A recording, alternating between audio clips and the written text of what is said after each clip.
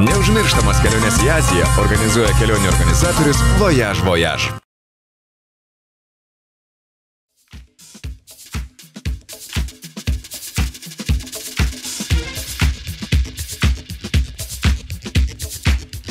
Labas, čia VMG TV, aš esu Justė ir šiandieną jums pagaminsiu kokteilį Pina Colada. Šiam kokteiliui reikės romo, aš pasirinkau tamsų, kokoso kremo, ananasų sulčių, grietinėlės, plakimo ir ledo. Pradėkime. 50 ml tamsaus romo,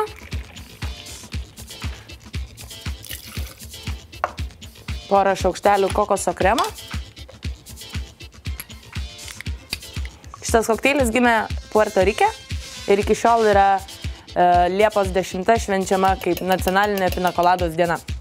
Iš ispanų kalbos išvertus tai būtų perkoštas ananasas.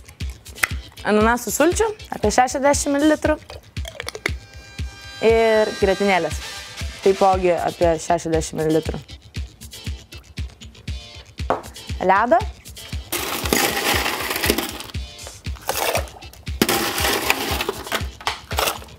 Šį kokteilį taip pat galima plakti elektrinėme plakiklyje.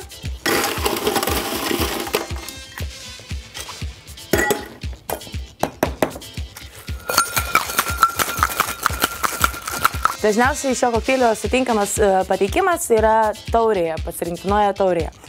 Originalus variantas būtų ananaso viduje.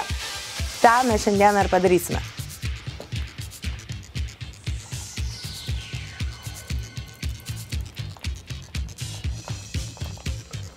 Štai taip gaminamas kokteilis Pina Colada.